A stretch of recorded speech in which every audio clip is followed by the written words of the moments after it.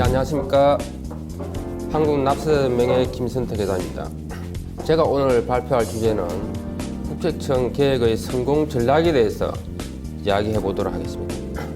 첫째로 세무조사를 정치적, 개인적, 그리고 집단적 이해를 위해 사용하는 세무공무원들을 국민들이 무서워해야 됩니다. 최근에 최순실 사태를 언론을 통해서 본 것과 같이 청와대 수석이 이미경 CJ 부회장의 퇴진을 요구하면서 세무조사로 압박을 했고, 부영 회장이 안종범 수석에게 세무조사 무마를 청탁했습니다. 그리고 장은택 측근들이 광고회사 지분을 뺏기 위해서 어떤 포적 세무조사를 이야기하면서 협박했습니다. 이것이 사실 우리나라의 현재 상황을 이야기해주고 있다고 봅니다. 아담 스미스는 오래전에 국부론에서 자기보다 지위가 높은 사람들의 폭력을 끊임없이 걱정해야 하는 불행한 나라에 사는 국민들은 자기 부의 대부분을 파묻거나 숨기곤 했다 이야기했습니다. 이거를 한국 버전으로 이야기하면은 국세청이나 검찰의 폭력을 걱정해야 되는 한국 사업자들은 돈을 지하에 묻거나 뇌물을 주거나 이런 버전으로 이야기할 수 있습니다. 이거는 아주 불편한 진실입니다. 탈세가 나쁜 일이다라고 국민들이, 특히 사업을 하시는 분들은 생각하지 않는다 그런 겁니다. 사회적인 규범이라는 것은 한 집단의 어떤 가치를 이야기하는 거죠. 사업을 하는 사람들이 세금을 탈세하는 것 자체를 나쁘다고 생각 안 한다는 거죠. 거꾸로 이야기하면 성실납세가 올바른 일이다라고 생각하지 않는다는 겁니다. 그런데 우리가 방송에서는 어떻게 이야기하죠? 탈세하면은 부도덕한 일을 한 것처럼 막 비난하잖아요. 실제 현실하고 괴리가 되는 겁니다. 그래서 국민들은 세금을 내기 싫어하고, 내는 분도 어쩔 수 없이 내는 거고, 가능하면 탈세를 하고 싶어 하는 거고, 그리고 세금을 납부함으로 해서 이 사회에 어떤 기여하려는 신념, 다른 표현을 하면 세금 도덕성입니다. 도덕성이 아주 낮습니다. 그리고 법이 도덕적인 기능을 못하고 있다는 거죠. 법은 원래 이 사회에 도덕적인 기능을 해야 됩니다. 한국에서 부자들 보세요. 세금 제대로 낸 사람 있습니까? 거의 없죠. 탈세를 한 사람만 부자가 된다라는 이런 어이없는 상황이 발생하고 있습니다. 그리고 한 나라에서 성실납세가 사회적인 규범으로 인정되려고 그러면 크게 두 가지가 중요합니다. 내가 세금을 냈는데 나와 비슷한 사람도 세금을 내야 된다는 거죠. 그게 공평과세입니다. 이 공평과세는 수평적 공평과세, 똑같이 우리가 돈을 버는 사람은 똑같이 세금 내야 된다는 거고, 좀 많이 버는 사람은 많이 내야 된다, 더 많이, 수직적 공평이. 무엇보다도 내가 낸 세금이 이 사회를 위해서 쓰여지고, 특히 나에게 들어와야죠. 내가 세금을 냈는데 나한테 혜택이 안 들어오면 내가 내고 싶겠습니까?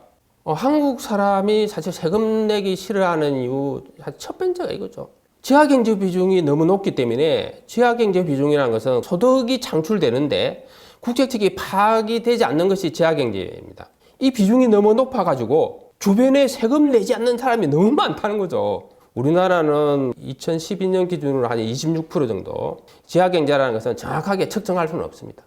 그렇지만은 전 세계적으로 지하경제 연구에서 가장 유명한 사람이 스나이드 교수입니다. 이분들의 조사에 의하면 우리나라가 한 26% 정도, 4명 중에 1명은 세금 안 낸다 이런 이야기도 될 수 있고, 미국이 5배, 그리스와 비슷합니다. 그리고 한 410조라는 어떤 거대한 지하경제가 형성되어 있어서 나는 세금을 열심히 내는데 내 친구인 약사, 의사 또는 사학가는 더 고급 성장투를 타면서 나보다 세금을 적게 내면은 내가 세금 내고 싶겠습니까? 그리고 세제가 굉장히 불공정합니다. 특히 이제 이렇게 사업자 중에서도 사실 간이가 비싸는 국가에서 공식적으로 탈세하라 이렇게 인정한 거와 마찬가지로 농업소득에 대해서는 비과세하고 있고, 농사 짓는 분들 소득 많은 사람 많습니다. 근데 그분들이 근로소득에 비해서 세금을 한 푼도 안 내야 될 정당한 이유가 있습니까? 주식 양도소득이라든지 부동산 임대소득, 종교인소득, 그리고 무엇보다도 비과세. 여러분도 잘 알 겁니다. 비과세는 실제적으로 힘 있는 사람이 많이 받죠. 그리고 무엇보다도 세무행정이 굉장히 불공정하다. 힘 있는 사람은 봐주고 힘 없는 사람은 가혹하게 하고. 대표적인 케이스가 종교인 과세, 세법은 당연히 종교인 소득도 과세를 해야 되는데 너무 힘이 세니까 정치적으로 세무조사를 안 하죠. 공무원 복지 포인트도 마찬가지입니다. 자기 식구니까, 똑같은 공무원이니까 근로수당을 감사하면서 세법에 비과세 기준도 없는데 세금을 안 때리고 있죠. 뇌물 받고 세금 깎아주고, 특히 뭐 정치적 타겟이나 어떤 개심죄에 걸리거나 이렇게 하면 오히려 이제 가혹하게 해버리니까 제가 여기에 적어놓은 것은 2001년도 언론사 세무조사 때 제가 조선일보에 칼럼 쓴 규정입니다. 매출액 기준으로 보면은 조선일보가 거의 25배 강도로 조사를 받았다는 거죠. 만약 탈사를 했다 그래도 조선일보 입장에서는 굉장히 억울하겠죠. 이거 보시면 무슨 생각이 드세요? 아마 제가 보기에는 기너스 부감이겠죠. 이런 나라는 없겠죠. 국세청장이 불법적인 행위로 대부분이 뭐 감방에 갔죠. 잘 생각해 보세요. 국세청장이 감방에 갔다는 것은 어느 정도 민주화된 나라에서만 가능합니다. 뭐 대통령이 헌법재판소에 탄핵된 것도 마찬가지입니다. 전 세계에서 대통령이 법을 어겼다고 끌어내릴 수 있는 국가는 그렇게 많지 않습니다. 예. 무엇보다도 내가 낸 세금이 우리나라에서는 너무 낭비된다. 매일 기사에 나잖아요. 저는 특수활동비만 보면 정말 열받칩니다. 특수활동비라는 것은 영수증 없이 공무원이 국민의 세금을 쓸 수 있는 예산입니다. 8,800억 정도 되고 국회가 84억, 국세청장도 한 54억 씁니다. 사개국에서 영수증 없이 돈 쓰면 어떻게 됩니까? 횡령이잖아요. 탈세에 해당되는 거고. 민주주의 국가에서 국민 낸 세금을 영수증 없이 했다는 것은 횡령했다는 거랑 똑같은 거예요. 그런 예산이 있다는 것 자체가 우리나라가 정말 후진적인 나라다. 우리나라 국민들이 세금을 지금 내기 싫은 이유, 정세를 하게 되면 반대하는 이유 중에 아주 중요한 내용이 대부분이 먹고 살기 힘들어요. 담세력이 없다는 겁니다. 예, 세금은 담세력에 의해서 부과되는 거죠. 이 사례를 보세요. 이게 조선일보 기사인데 2001년도에 한국 직장인들은 514만 원 공고를 받아서 월 한 달에 거의 26%를 세금을 냈죠. 핀란드 직장인보다는 세금을 엄청 적게 냈습니다. 핀란드는 거의 자기 소득의 42%를 소득세나 사회보험료로 내고 있죠. 그 문제는 지출이라는 거죠. 많은 정치가들이 선진국보다 소득세 비중이 너무 낮아. 소득세를 올려야 돼. 라든지 담배세가 낮아. 담배세 올려야 된다. 이런 주장 많이 하죠. 근데 이 지출을 보시면은 한국 직장인들은 핀란드 직장인들이 없는 지출들이 많습니다. 핀란드는 교육비가 안 되는데 우리는 사교육비, 공교육비도 들죠. 의료비도 굉장히 많이 들잖아요. 핀란드는 의료비가 거의 없습니다. 부모님 또 생활비도 들어야죠. 사보험에 또 연금보험도 들어야 되고 또 보장성 보험도 들어야 되고 무엇보다도 물가가 너무 비쌉니다. 경제학자들은 이야기하죠. 물가는 즉 인플레이션은 숨은 세금이다 라고 이야기하는 이유가 그겁니다. 제가 작년에 독일 갔다 왔는데 생활 물가가 우리나라에 비해서는 4분의 1, 5분의 1 정도입니다. 우리나라 국민들은 실제로 지출이 굉장히 많기 때문에 연봉 뭐 도시에서 7천, 8천 받아도 실제로 생활이 어렵잖아요. 그래서 실제적으로 세금을 내기 싫어하죠.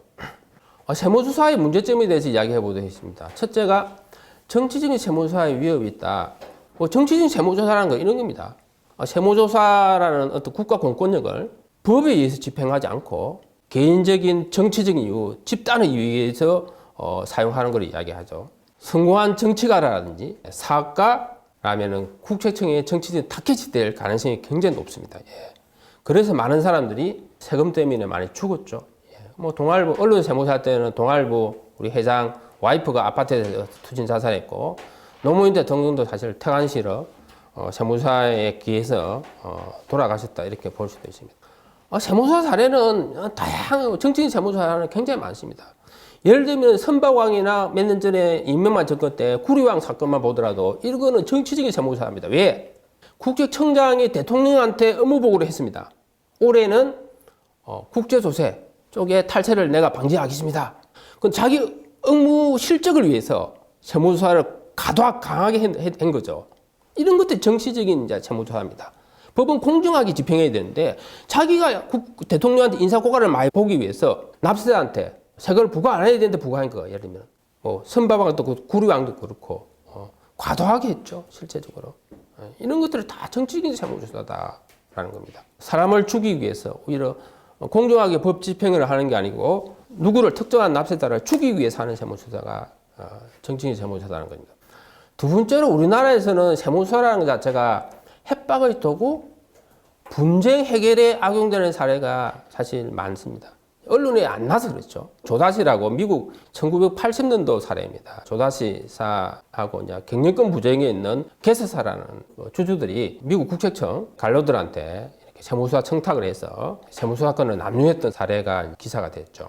작년에 대법원 판례입니다. 밑에 거는 2012년도 사례인데 국세청의 부동산과의 계장이 부동산 매매 분쟁이 있는 사람한테 청탁을 받아가지고 세무조사를 안 해야 되는데 세무조사를 하는 거예요.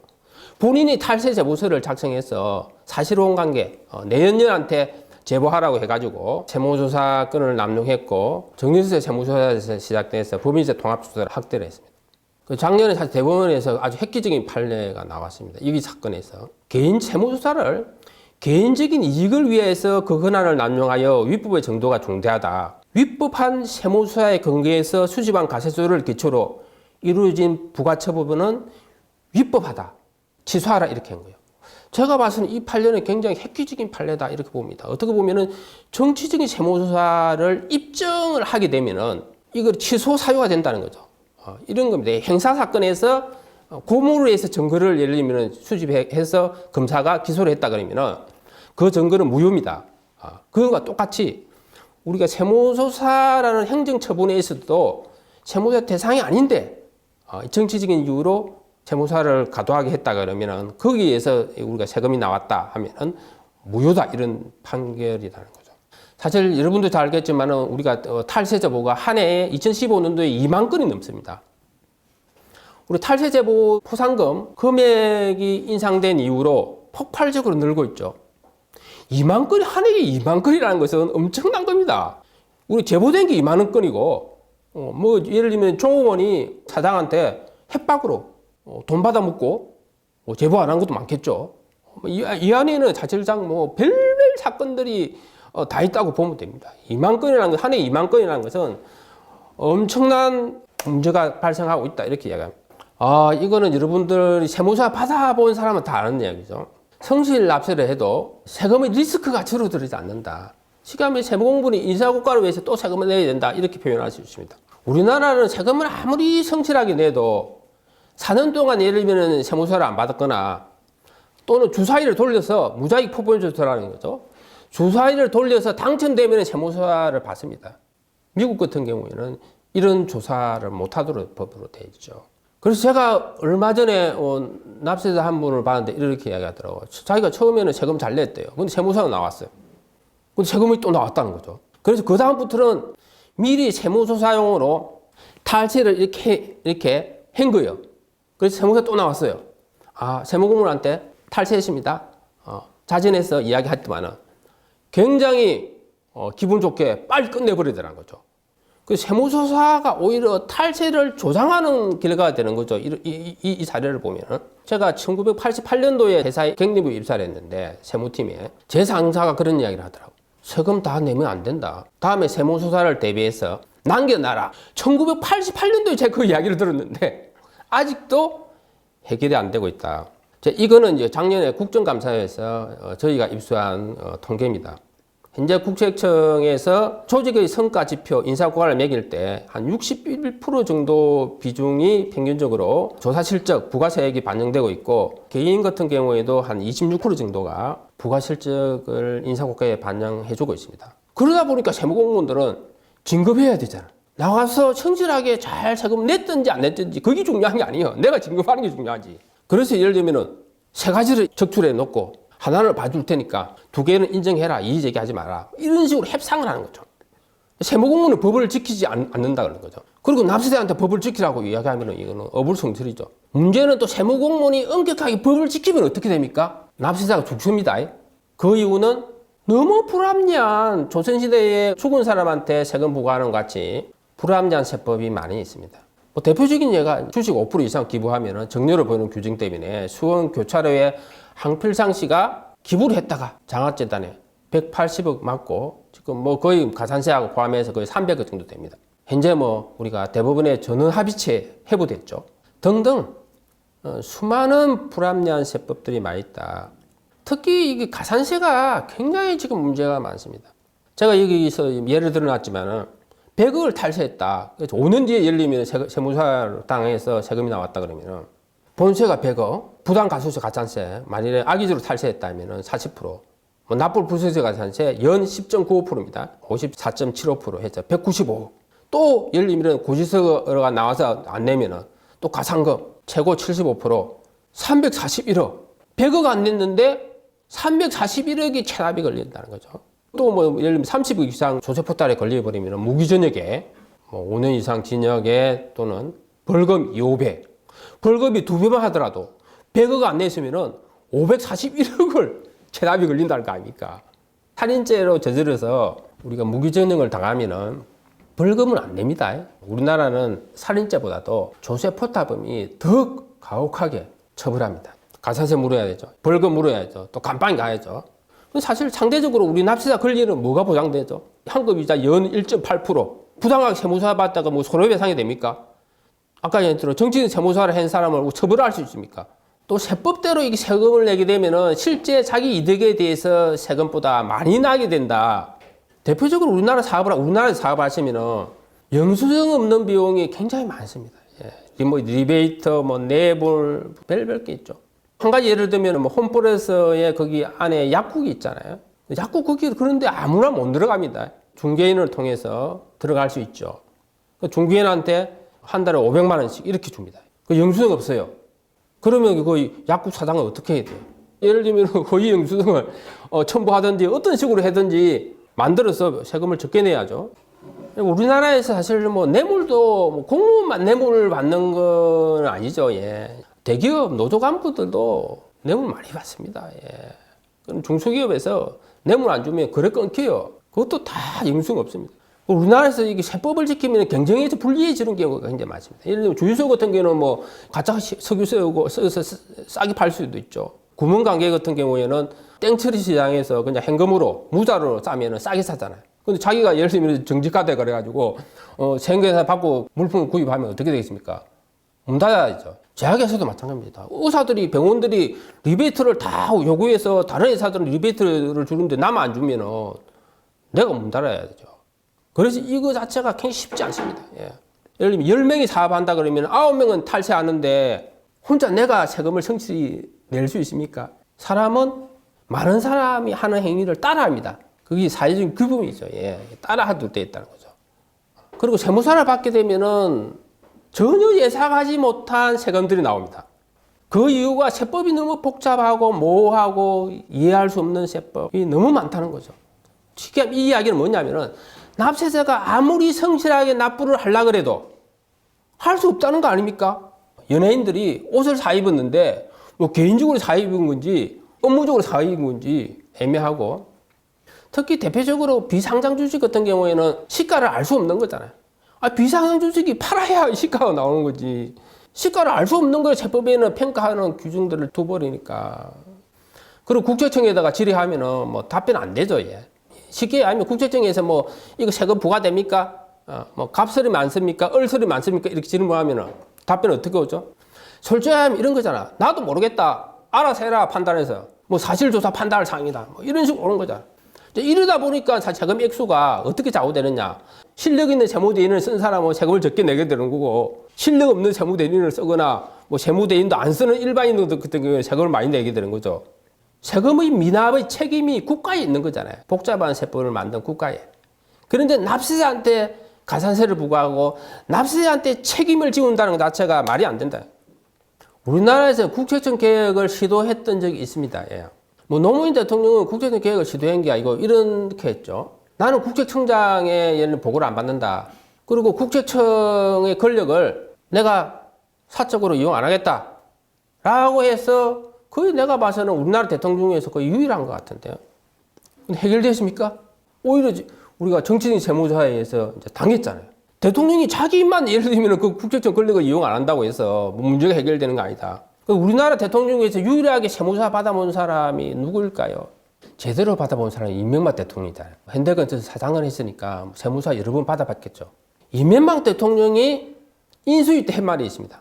검찰은 죄를 지어야 무소하는데 국세청은 죄를 짓지 않아도 무소해야 된다 해가지고 국정과제 100대 과제 중에서 핵심 과제로 선정했습니다. 그래서 국세청 선진화위원회를 만들었어. 청와대에서. 제가 그때 위원으로 참여했죠. 그리고 기획재정부에서 부저 알렌의 용역을 맡겼는데 연구 용역비가 8억 9,500만 원입니다. 여러분도 그런 연구 용역 들어봤어요?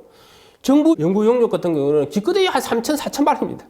근데 8억 9,500만 원을 들어서 용역을 했는데도 실패했죠. 처절하게 실패했죠.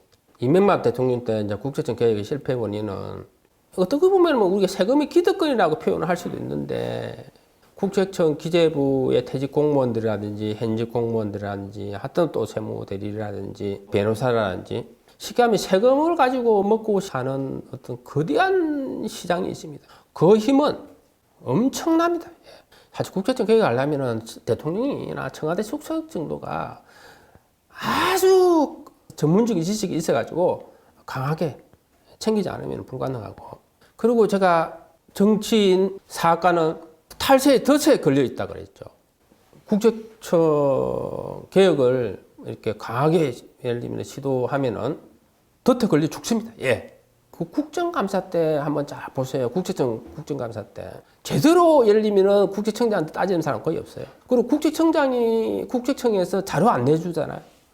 진짜 내줘야 될 자료들을 안 내놓습니다. 그거 따져서 받는 사람도 거의 없어. 한두 번 달라 그랬다가 국세청에서 질질 끌어버리면은 이야기 못 합니다. 왜? 힘이 약하니까. 오히려 국회의원이나 정치인들이 힘이 더 약하죠. 예.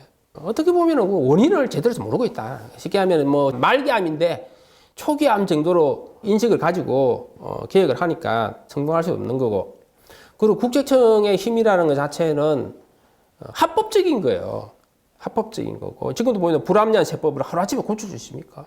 그리고 복잡한 세법을 하루아침에 우리가 해결할 수 있는 것도 아니고, 그리고 우리가 언론사 세무조사에서 보다시피 그 재량권이라는 것은 막강합니다. 언론사에서 무과지를 지국에다 주잖아요. 대부분 판례에 의하면은 광고 선전비가 확실한데 접대비를 봐가지고 세금을 수백억 부과했잖아. 그런 같이 실제적으로 재량권을 통해서 법을 만들 수 있는 거예요. 법을 거꾸로 이야기하면. 국세청이 최고의 권력기관을 보여주는 어떤 사건이죠.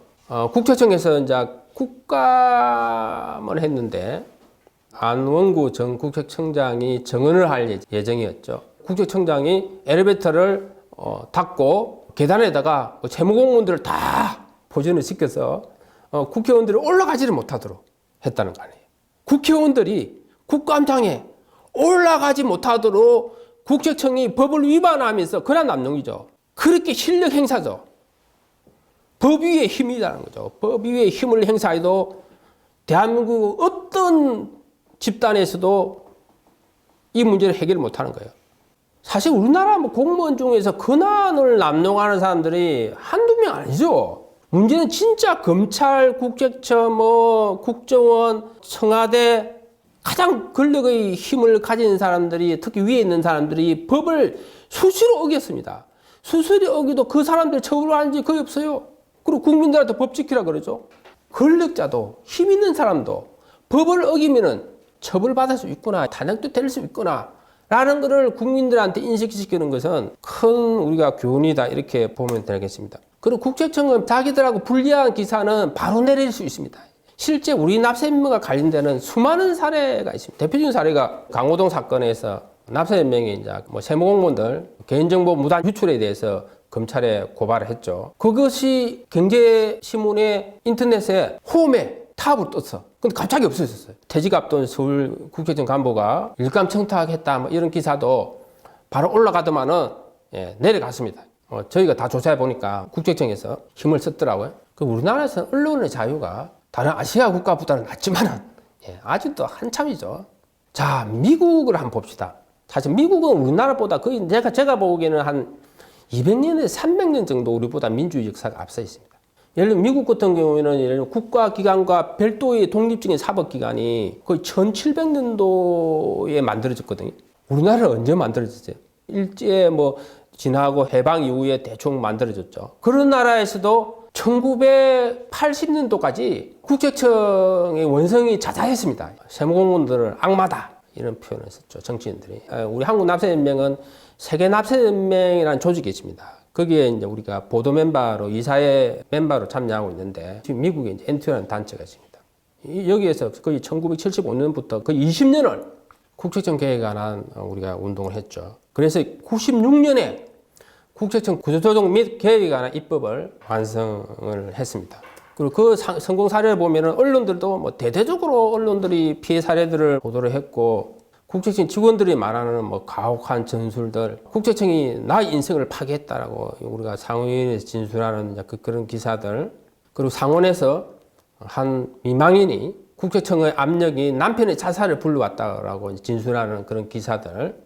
이번 같은 경우에는 뭐 우리가 국세청에서 세금 체납에 걸려서 압류당하고 집이 공매당하고 뭐 신용불량자 되고 또 소송 중에 소송 비용도 많이 들어갔잖아요. 예. 그래서 파산이 된 거예요. 보험금을 아내한테 물려주려고 자살한 거예요.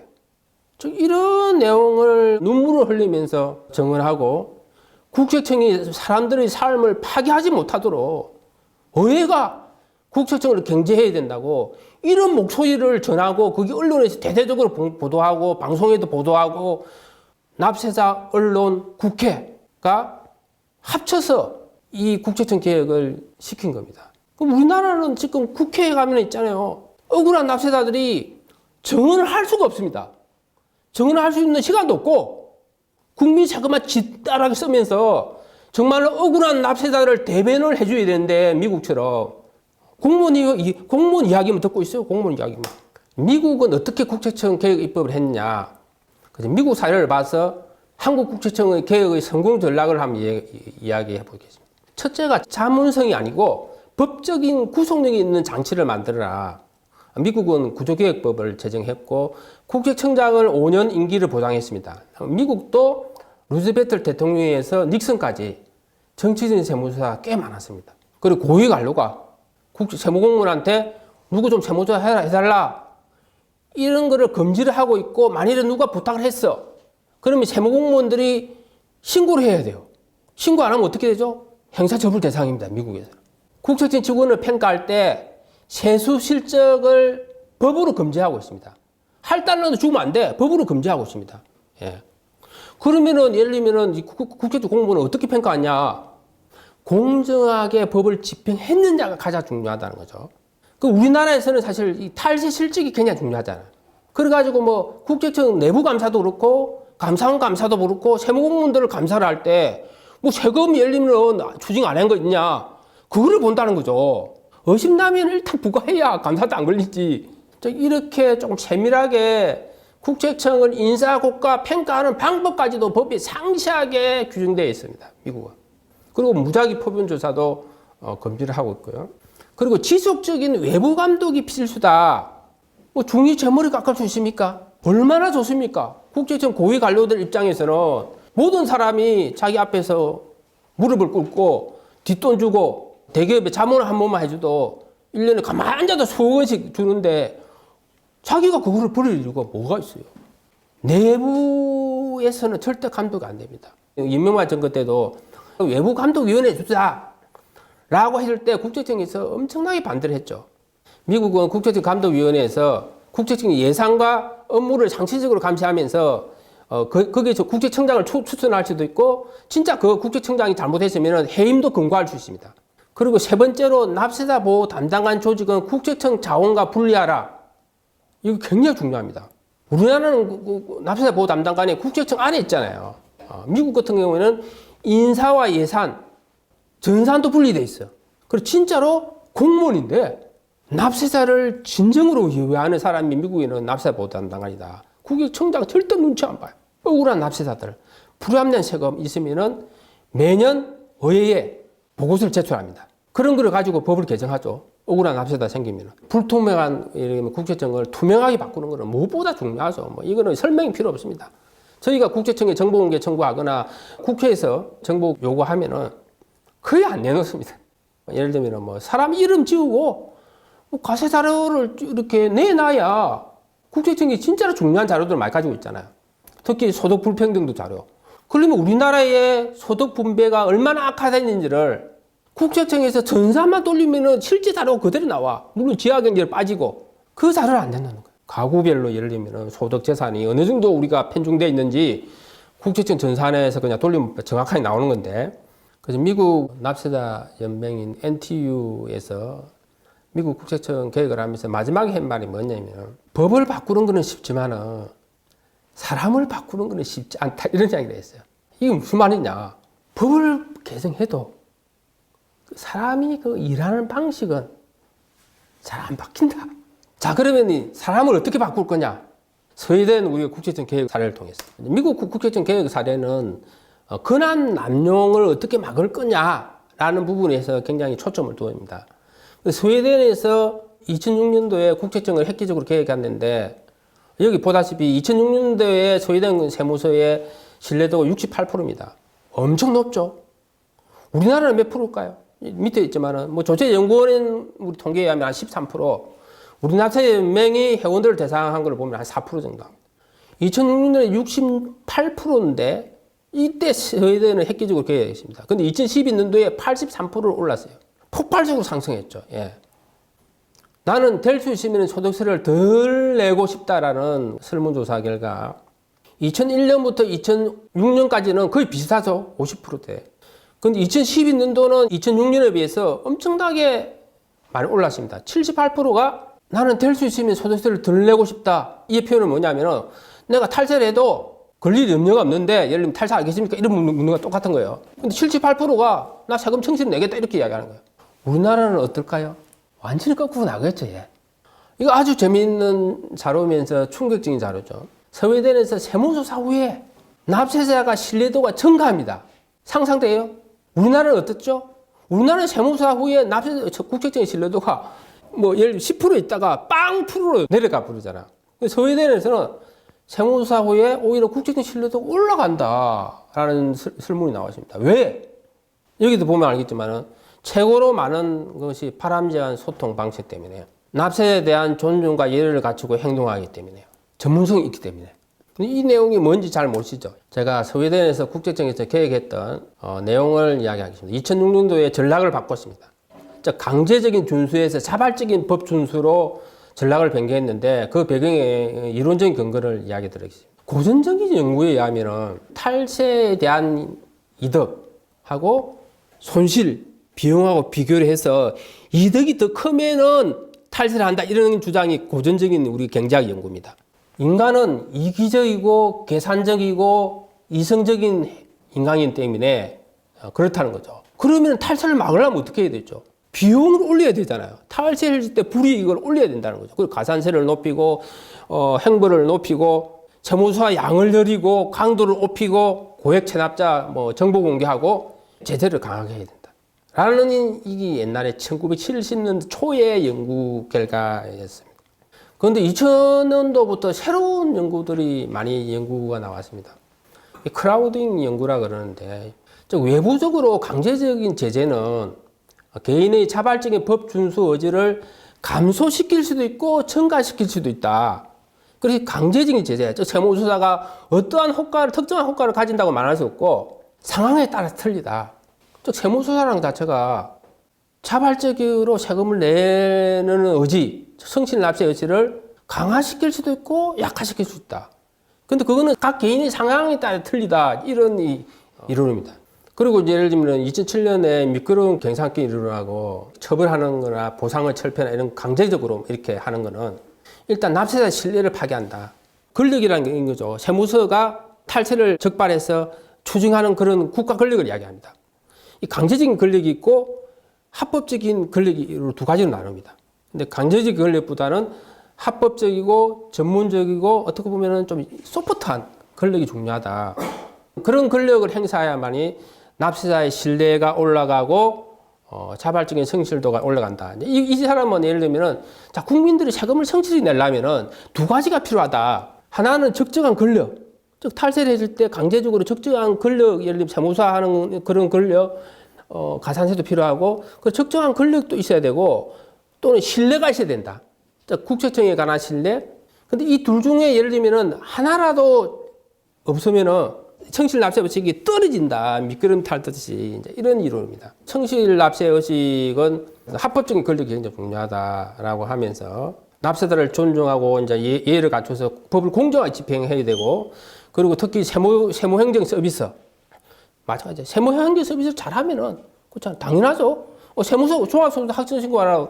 세무서 갔더만은 제대로 안내도 안 해주고 홈택스 가서 내가 신고하려고 그랬더만은 내가 사용도 잘 못하고 그러면 예를 들면 세금 성실하게 내고 싶은 마음이 떨어지죠. 그리고 세법이 복잡하면 누가 세금 내고 싶습니까?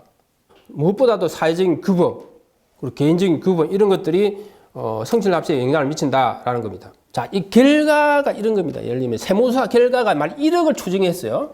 자, 결과가 세금을 1억을 추징했는데 이 결과가 어떤 그 국세청에 관한 신뢰를 올릴 수도 있고 낮출 수도 있다. 그런데 어떤 요인이 중요하냐? 저 과정을 어떻게 하느냐에 따라서 틀리다는 겁니다. 결과를 좌우하는 것은 뭐냐? 과정이다. 과정에 대한 인식이 결과에 대한 인식을 결정한다는 겁니다. 세무조사를 하는 그 과정을 공정하게 하고 비차별적, 누구나 공평하게 부자나 가난한 사람, 권력이 있는 사람이 없는 사람이나 한 번 탈세한 사람이나 두 번 탈세한 사람이나 똑같이 평등하게 조사를 하고, 그리고 무엇보다도 인간을 존중하고, 세금은 탈세했지만은 나쁜 사람이 아니고, 그러니까 인간을 처벌하는 게 아니고 행위, 탈세한 그 행위를 처벌하라, 이런 겁니다. 상관없어요. 누구라도 죄를 지으면은 이 새끼 나쁜 새끼, 너 감방 가야 돼, 응? 처벌받아야 돼, 이런 식으로 검사나 국세청 공무원이 이야기하면은 당하는 사람은 어떻겠어요? 반발하겠죠. 이 새끼 나를 무시해, 한번 맞짱 떠봐야 되겠네. 다 그런 심리가 올라온다는 거죠. 그래서 예를 들면 이 비엔나 교수도 그렇고, 지금 이론들을 제가 설명하는 것은 행동경제학, 그리고 사회학, 현대 어떤 학문의 연구 성과들을 공부해서 전략을 바꾼 겁니다. 그래서 서울대 세무서의 비전이 뭐냐? 모든 구성원들이 기꺼이 공정하게 부담하는 사회가 이제 비전이고, 다른 표현을 하면 이런 겁니다. 성실납세 세법 중수라는 사회적인 그 규범이 올라가는 것을 목표로 한다는 거죠. 즉 세금을 추징하는 게 목적이 아니고 자발적인 성실납세 의식, 성실납세가 올바르다라는 국민들이 대다수가 생각하는 그 퍼센트를 올리는 것이 비전이라는 겁니다. 그래서 사명을 보면은 자발적인 준수를 자령한다. 강제적으로 내는 게 아니고 자발적으로. 그리고 납세자 신뢰가 중요하다라고 생각합니다. 소외된 세무서. 그리고 정확한 금액이 납부되도록 하고, 예, 법을 지키도록 쉽고 준수한다라는 거고. 이거 굉장히 중요한 겁니다. 국가에서 공무원들이 이제 법을 집행하고 이제 법의 준수를 이야기하잖아요. 그런데 우리나라에서는 공무원들이 법 준수를 자발적인 준수냐 강제적인 준수냐를 구분 안 합니다. 근데 서울대나 이런 우리가 선진국에서는 이거 구분합니다. 서울대 세무서에서는 법을 자발적인 준수를 하도록 하고, 자발적인 준수를 하면은 이게 합법적인 권력이 되는 거고, 그리고 납세자하고 국세청하고 우호적인 관계가 형성되겠죠. 그럼 자연스럽게 신뢰가 올라갑니다. 국세청에 대해서. 그런데 한국 국세청은 어떻게 하고 있냐? 저는 한국 국세청이 아니고 한국의 모든 공무원들이 이렇게 하고 있다 봅니다. 강제적인 준수. 딱 법을 안 지키면은 끔찍한 일이 일어날 거야. 어떤 끔찍한 일? 가산세, 벌금, 감옥에 가, 겁주는 거죠. 협박하는 겁니다. 그게 강제적인 준수예요. 예. 그래서 강제적인 권력이 되는 거고, 그렇게 하면 어떻게 돼요? 국민들은 이 새끼 봐, 적대적인 환경이 딱 형성되잖아요. 이 강제적으로 하는 순간 신뢰는 다운되는 거예요. 간단하죠. 애들도 공부하려고 그러는데 부모가 공부하라고 엇박질 이러면 공부하겠습니까? 예. 똑같은 겁니다. 그런데 예를 들면 스웨덴처럼 자발적으로, 예, 이렇게 하면은 납세자는 어떻게 느껴요? 강제적인 집행을 국민들이 지지적이고 합법적이고 공정하다 이렇게 받아들인다는 거죠. 스웨덴처럼 하면은. 자, 한국처럼 하면 어떻게 될까요? 세무서를 딱 받았어. 공무원들이 강제적으로 뭐 와서 국민들은 통제적으로 느끼죠. 위협적으로 느끼잖아요. 심리적으로. 그리고 무엇보다도 불공정하다고 느끼는 거예요. 불공정하다고. 이렇게 하게 되면 국민들은 심리적으로 감정적으로 어떻게 해야 되느냐. 공포를 느끼게 되고 두려움을 느끼게 되고 분노하죠. 세무서를 받고 어쩔 수 없이 내죠. 삐약치는 기분을 내고. 그리고 세무서를 안 받게 되면은 가능한 숨기죠. 소득을. 예, 안 내려고. 그런데 스웨덴처럼 이렇게 자발적으로 이렇게 준수를 하게 되면은 세무조사라는 것 자체를 국민들을 보호하는 감정을 느낀대요. 보호하는. 나를 안전하게 하는. 그 스웨덴에서는 세무조사라는 것 자체를 공정한 경쟁. 누군가 세금을 다 내고 있는데 안 내면은 공정한 경쟁을 해치잖아요. 그 공정성을 담보하기 위해서, 다른 표현을 하면은 국민들을 보호하기 위해서 세무조사를 한다, 이렇게 보시면 되겠습니다. 중요한 것은 절차상의 정의다. 이것이 매우 중요하다. 이것이야말로 스웨덴 세무서에서 직원들에게 강조하는 내용이다. 우리 세무서 스스로가 법과 규범을 준수할 필요가 있지만 그것만으로는 충분하지 않다. 우리는 납세자와 신뢰를 구축하고 사람들이 절차적인 정의, 절차상의 공정함을 인지하기를 원한다. 납세자 의견을 경청하고 그들이 복잡한 세법을 알기 쉬운 방법적으로 설명한다. 사람들이 일단 이야기하는 것을 듣는 것을 원칙을 한다. 그들이 하는 말에 모두 동의할 필요는 없지만 반드시 납세자 각자의 이야기를 들어줘야 한다. 신뢰와 공정성은 동전의 양면과 같다. 납세자들이 우리를 신뢰한다고 느끼는 순간 절차상의 공정함을 가장 잘 인정할 때다. 우리는 늘 모든 납세자들을 존중으로 대해야 한다고 말하고 있다.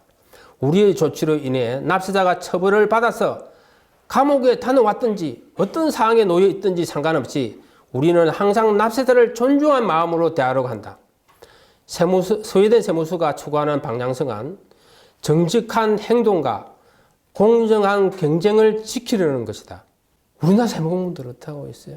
억울하다고 세무사가 막 이야기를 하면은 안 들어주잖아요. 억울하면은 법대로 했어요. 이의 제기하세요. 제가 이 스웨덴 국세청 개혁 보고서를 작년에 미국의 NTU 회장인 피터 셉을 통해서 스웨덴 이분을 소개받고 스웨덴 보고서를 받았고 굉장히 충격적인 내용이었습니다. 그러니까 진짜 이게 스웨덴이라는 가치가 복지국가만 알고 있는데 그 복지국가를 이루는 세금 행정, 복지국가를 이루는 어떤 국가의 공무원들이 국민을 대하는 태도, 철학, 이론 이런 거를 배울 수 있는 계기가 되었대. 너무 충격적인 내용이다 우리나라 상황하고도. 이런 스웨덴의 어떤 이런 개혁 보고서나 이런 것들을 제대로 읽고 공부해서 단순하게 어떻게 하겠다는 게 아니고 행정을 대개혁하는 거잖아요, 사실. 이거는 제도뿐만 아니고 사람을 바꾸는 거죠. 저는 그렇게 생각합니다. 우리나라를 바꾸려면 공무원들을 바꿔야 된다. 공무원들의 지금 강압적인 법 집행, 강제적인 권력을 사용하고 있는데 그거를 소프트한 권력, 합법적인 권력, 국민들의 행복을 위한 권력. 그러려면 국민들의 소리를 들어줘야 되잖아요. 처음으로 오늘 이 이제 발제문을 여기 오기 전까지 급하게 만들어 가지고 발표를 했습니다. 오늘 뭐 미흡한 점이 많은데 좋은 의견 있으시면은 한번 주시면 감사하겠습니다. 예, 감사합니다.